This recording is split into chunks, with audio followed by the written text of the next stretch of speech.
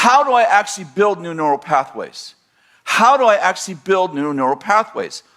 I'd like to propose to you the way that you build new neural pathways is through meditation. Let me give you a verse for it. Joshua chapter 1, which you probably are familiar with. Moses has just died. It's Joshua's worst day of his life.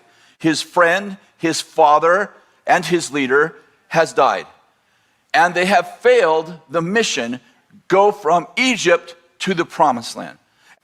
And he says to Joshua, verse 8, this book of the law shall not depart from your mouth, but you shall meditate. Everybody say meditate. You shall meditate on it day and night, so that you may be careful to do all that's written in it.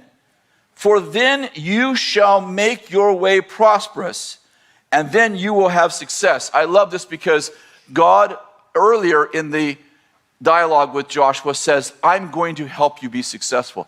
But in this verse, he said, you are going to make you successful. And how are you going to do it? There's two main things he had to do.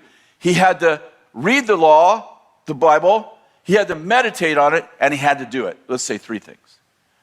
And God said, when you do that, you will make your way prosperous, and you will have success. Are you following me?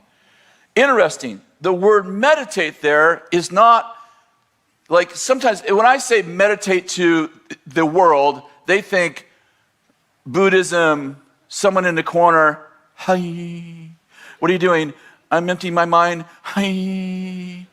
I'm thinking nothingness. That is not biblical meditation. This word meditate is actually the word growl. Okay, let me read it to you, this exact Hebrew word in another passage. Isaiah 31:4. For thus says the Lord to me, as the lion or the young lion growls over his prey. That word growls is the identical word meditate. Not the root word, the identical word meditate. Picture this. The way we build new neural pathways is not passively sitting in a corner trying to lose all bad thoughts. Meditation in the Bible is like a lion growling over its prey. When your daughter is home late and your norm is something terrible happened to her, and you're like, I am not going to think like that anymore. I'm going to renew my mind.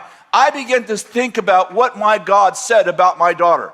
I recall the prophecy she got in church 3 months ago, and you shall be a leader. And I began to, like a bulldozer, I began to build, are you with me? I began to plow new neural pathways through the jungle of my mind where there has been no roads. Are you with me? Because I'm on the highway to hell every other day, and I'm like, I'm building me a new road.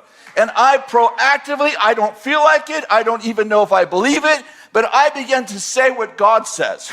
I began to think what God's thinking. I may not have the emotion of it, I may still be worried, but I plowed through, and the next time my daughter does something, or my husband is late, or something goes wrong, or that check bounces, or the money doesn't come, and I'm like, oh, I'm worried. Then I go, no, God is my provider. Solomon said, I have never seen the righteous forsaken, or the righteous begging for